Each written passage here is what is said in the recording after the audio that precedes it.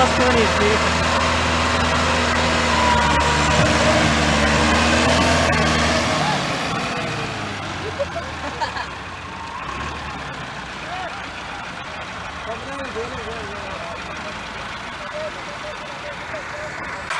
अस्सलाम दोस्तों, मैं थोड़ा मेज़बान मियां मोहम्मद अफजल भट्टू। अज मैं अपने किसान दोस्तों वास्ते लिया ट्रैक्टर वेख सकते जी जो बारिश आ जाती है तो जमींदारों का हाल चेक करो। 260 के पिछले 375 85 निकटन लगे हैं जनाब। थोड़ा कैमरा परा कर फोन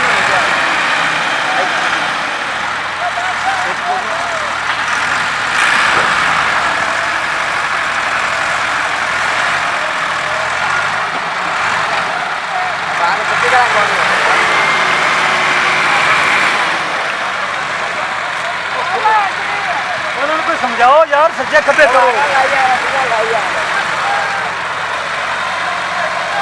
आदमी लाज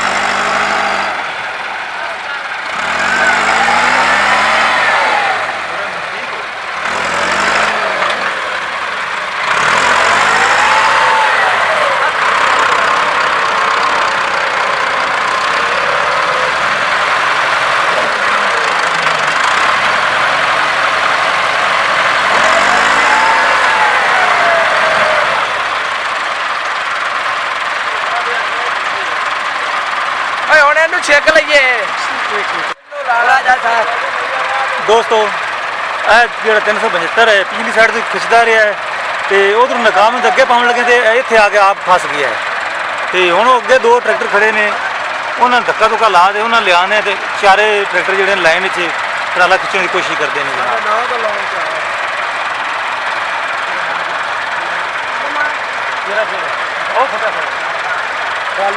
तो दोस्तों छोटा भाई है गुलाम रसूल खड़ा जी यहाँ।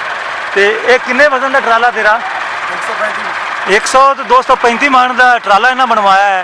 तो पुछने भी किन्ने फुट है ये दोस्तों जैक वाला ट्राला है तो किन्ने का बनवाया है? 11 लाख 11 लाख रुपए का।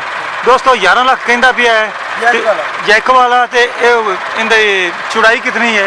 चौड़ाई 8 फुट ते लंबाई 18 फुट ते ऊंचाई कितनी है? ऊंचाई 7 फुट 7 फुट उतला फ्रेम सने। हाँ ठीक हो गया दोस्तों, ਇਹਦਾ ਵਜ਼ਨ ਨਹੀਂ ਜ਼ਿਆਦਾ ਸੀ ਜਿਹਦੀ ਵਜ੍ਹਾ ਨਾਲ ਇੱਕ ਤਾਂ ਗਿੱਲੀ ਹੈ ਜ਼ਮੀਨ ਤੇ ਫਿਰ ਫਸ ਗਿਆ ਜਨਾਬ। ਇਹ ਹੁਣ 2-3 ਇਕੱਠੇ ਕਰਨ ਲੱਗੇ ਆ ਜਨਾਬ।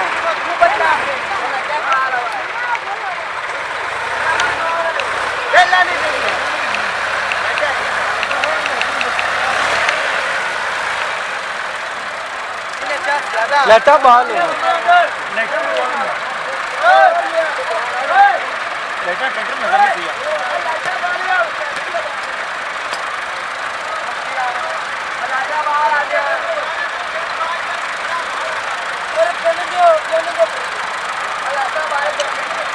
दोस्तों 360 है मेरा ख्याल है, ये 375 खिंचन लगे हैं तो फिर वेखा भी ट्राला खिंचींदा या नहीं, लेकिन लगता भी औखा काम है।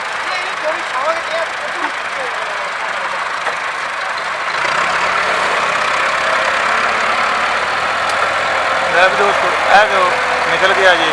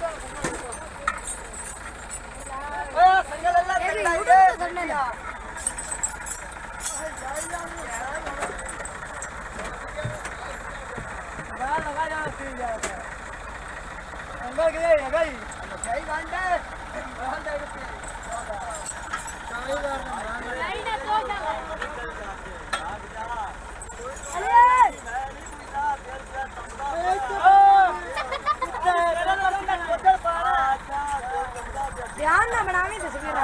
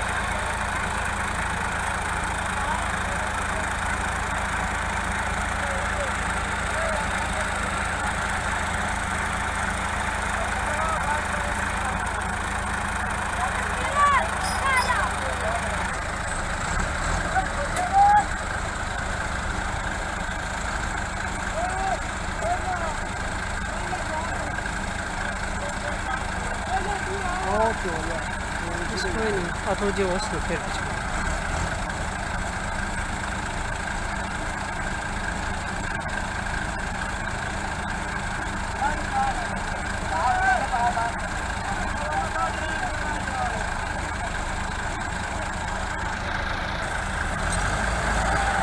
ਉਹਦਾ ਜੋਰ ਨਿਕਲਾ ਦੇ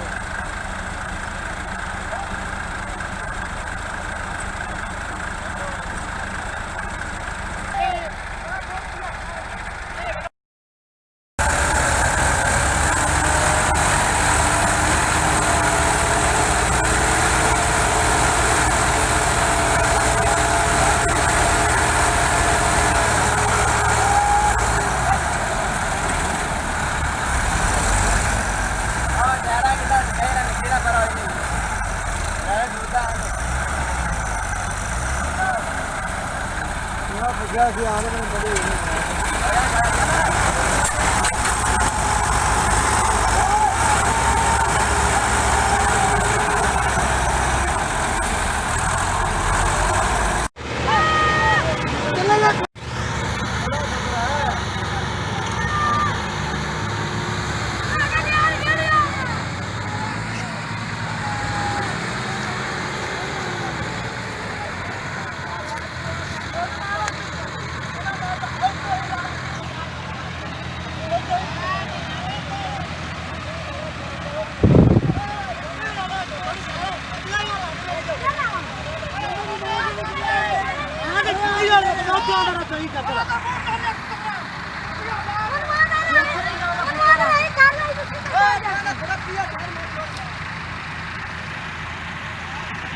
ਜਿਹੜਾ ਟ੍ਰੇਨ ਜੀਤੇ ਆ ਚੜ ਜਾਓ ਹੋਰ ਉਹਨੇ ਬਾਂਦੇ ਇਹ ਹਟਾ ਲੈ ਇਹ ਖੱਜ ਮਾਰੀ ਅੱਗੇ ਇਹ ਭਜਾਈ ਆ ਇੱਥੇ ਨਹੀਂ ਜਾਣਾ